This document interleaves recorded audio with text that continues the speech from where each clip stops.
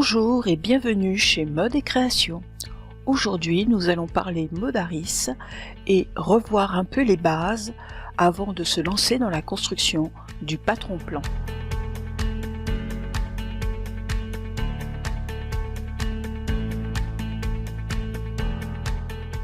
Alors en premier, je vais me créer un fichier modèle, fichier nouveau, puis taper le nom du modèle. Là, je vais taper buste, base buste taille 38. Voilà, et je vais valider par la touche entrée, comme ça se fait à chaque fois.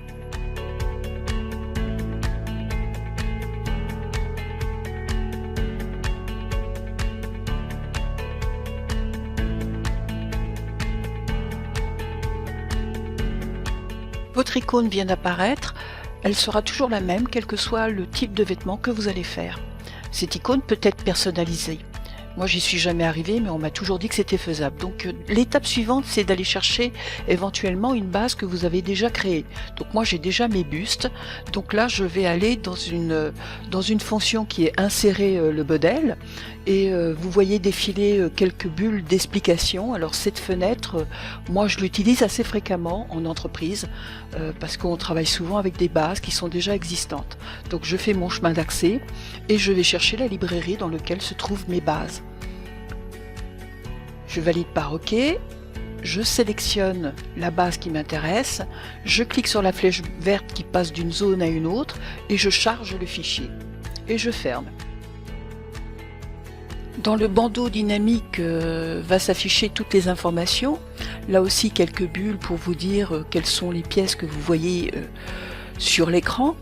Donc en premier, notre icône de point modèle. La deuxième en jaune, c'est la variante. C'est, je dirais, la boîte dans laquelle je vais ranger tous mes patronages une fois que ça sera fait. Les pièces bleues, c'est les pièces patrons. Et la pièce tout simplement en trait, c'est le patron plan de mes pièces. Alors là, je la supprime parce que je ne vais pas en avoir besoin dans l'immédiat.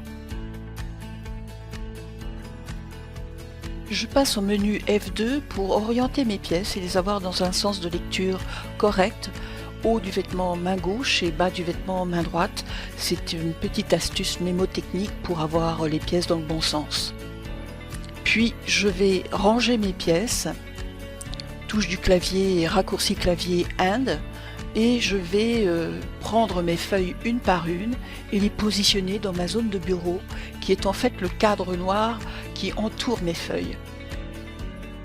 Donc une fois vos feuilles rangées, vous pourrez enregistrer ce rangement en faisant toujours menu feuille, enregistrer rangement.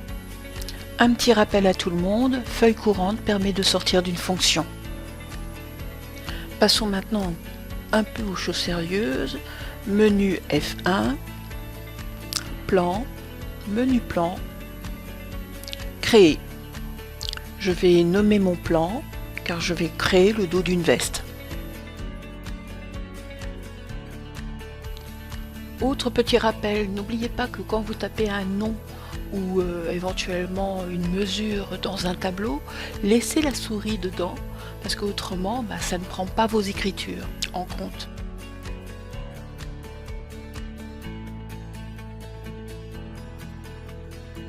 Validez avec la touche entrée, puis par la suite nous allons rentrer dans le vif du sujet.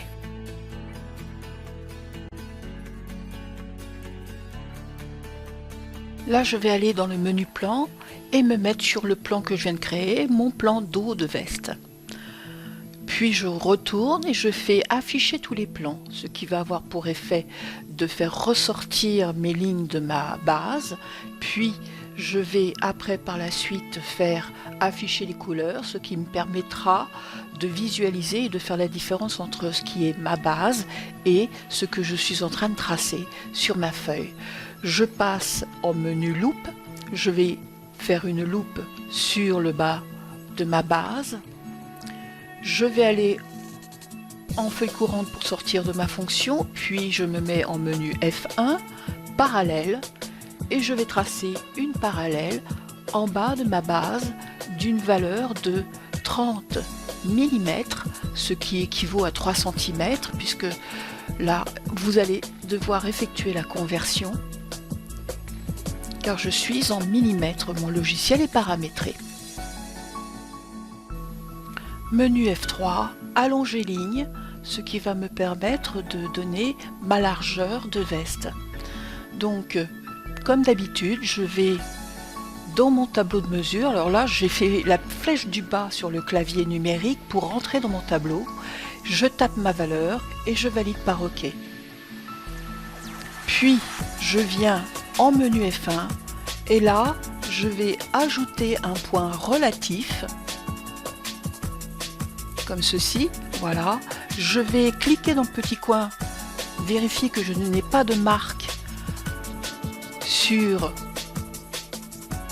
cet outil, puis je vais là descendre en Y, donc des X je mets 0, des Y je pose ma valeur en positif. Souvenez-vous, tout ce qui est à la tête est positif, tout ce qui est au pied est négatif, tout ce qui est à gauche c'est négatif et tout ce qui est à droite c'est positif. Voilà un petit rappel à l'écran de ce que je viens de vous expliquer. Largeur et élargissement sous bras, donc là je peux mettre les deux à la fois. Donc DX je vais mettre 20 mm et DY 25.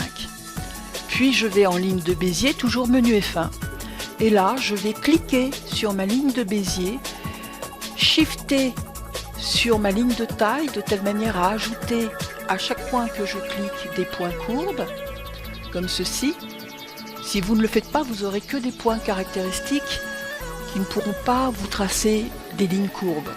Vous venez de voir un alignement de 2 points dans le menu F1. Je vais aller chercher dans affichage les poignées, comme ceci. Puis en bas de mon écran, je vais afficher les points courbes. Alors ce sont les petits points qui sont en croix. À chaque fois que j'ai cliqué, j'ai créé en fait un point. Je vais en menu F1, F3, modifier, et je prends chaque poignée qui me permettra de donner une jolie courbe à ma veste sur le côté.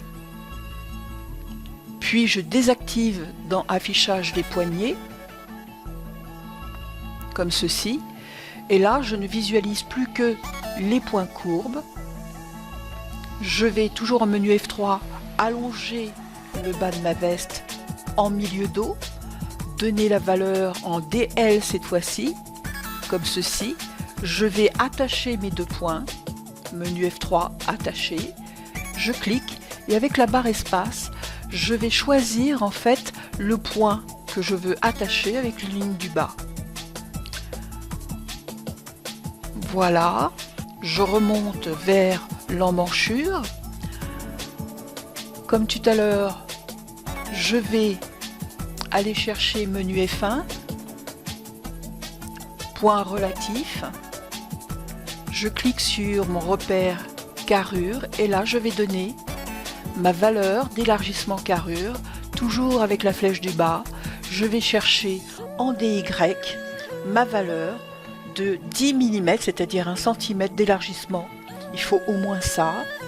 Je vais donner aussi ma longueur épaule et je vais par la suite, toujours avec le même outil, ligne Bézier, menu F1, tracer ma ligne d'emmanchure. Donc j'élève ma ligne d'épaule pour pouvoir placer une épaulette, puis je donne la longueur de mon épaule.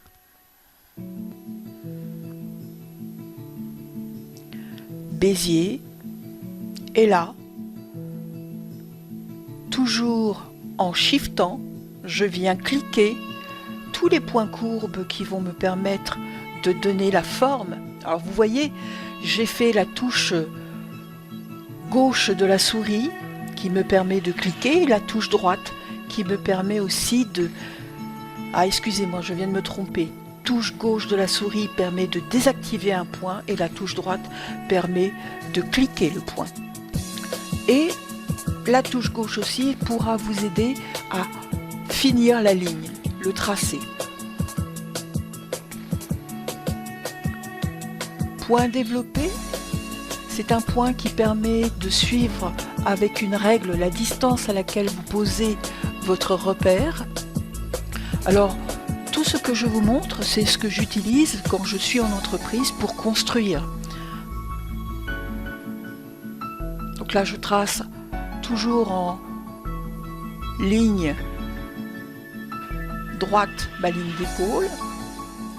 Je vais encore en développer, je vais dégager ma ligne d'encolure barre espace pour pouvoir changer de côté et je vais donner ma distance. Là, ça sera 2 mm 5.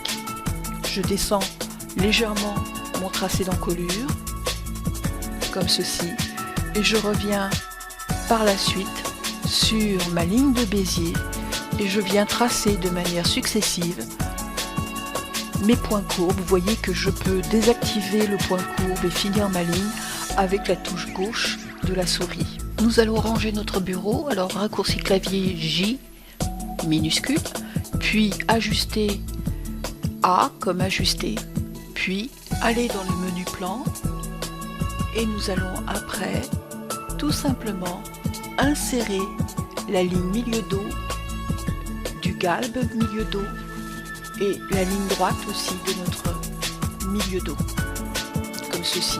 Il suffit tout simplement de cliquer sur les lignes pour qu'elles changent de couleur et qu'elles fassent partie du plan supérieur sur lequel vous êtes, le plan dos de votre veste. N'oubliez pas aussi de faire cette opération au niveau des points. Retour dans le menu plan, désactivation de afficher tous les plans et nous voyons maintenant que le plan de dessin que vous venez de créer du dos de votre veste. Imaginons maintenant que je rajoute une ligne de taille, de carrure avec le menu F1 droite. Et bien celles-ci seront tracées directement en couleur verte car elles font partie de votre plan supérieur. Comme ceci. À ligne de pointe pour bien aligner ces lignes. Et voici qui va clore notre cours d'aujourd'hui sur les plans. J'espère que cette vidéo vous aura plu, vous aura apporté quelque chose. En tout cas, moi j'ai pris énormément de plaisir avec vous sur cette vidéo.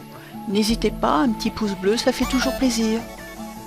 Prochaine vidéo, j'espère d'ici une semaine.